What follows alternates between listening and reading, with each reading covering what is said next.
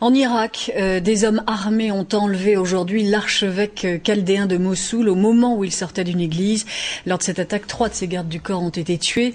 On le sait, des centaines de milliers de chrétiens ont été contraints à fuir le pays. Ceux qui ont choisi de rester savent qu'ils risquent leur vie à chaque instant. Le reportage de nos envoyés spéciaux à Bagdad, Caroline Sin, Salah Grabi, Piagani.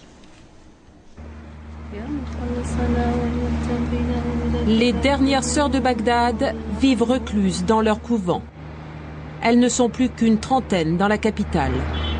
Elles ont peur d'être assassinées, enlevées. Il n'y a pas longtemps, 3 églises et un couvent ont été détruits par des attentats. Ce qui se passe nous fait peur. Tous ces crimes gratuits ont fait fuir les sœurs, surtout les jeunes. Elles sont parties dans le nord du pays.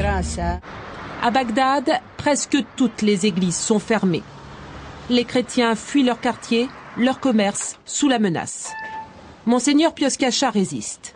Il est le dernier prêtre du quartier Mansour, où vivaient autrefois de nombreux chrétiens. Tous, ou presque, sont partis, comme les sœurs qui vivaient dans ce couvent, habité désormais par des musulmans. Ils ont eu peur, comme ce sont des sœurs, des femmes. C'est très difficile, ils ne sont pas comme nous, de vivre dans cette situation.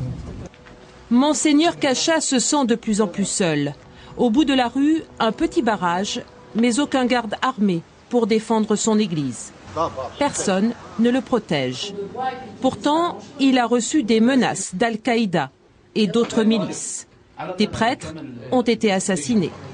Lui est encore là, mais pour combien de temps? J'ai la liberté de culte dans mon église. Quand ils vont me dire tu dois fermer l'église, que je fais? Que fais-je?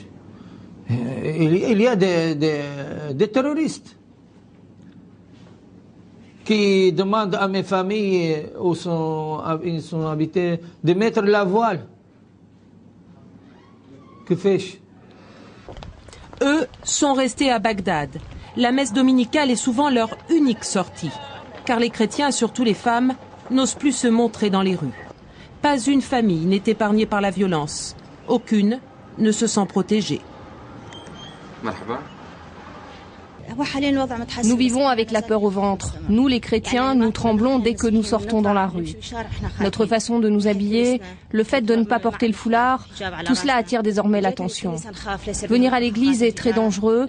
On a peur des attentats, mais on a besoin de prier. Tous les chrétiens tremblent. Celui qui vous dit qu'il n'a pas peur est un menteur. L'église est le seul endroit où ils n'ont pas besoin de se cacher. La vie des chrétiens compte bien peu dans ce pays. Par crainte, toutes les familles refuseront de nous accueillir chez elles. La vie nous fait peur. C'est toujours comme ça. Ils ont peur d'être vus à la télévision. Je ne sais pas. Parce que vous voyez ce qu'il arrive à Bagdad. Tout ça. Ils craignent les assassinats. Mais bien sûr, toujours. Les chrétiens sont devenus indésirables à Bagdad. Les islamistes les chassent de certains quartiers. Les assassinats, les enlèvements, la destruction de leurs églises leur font quitter la capitale. Ceux qui restent vivent dans la peur car personne ne les protège.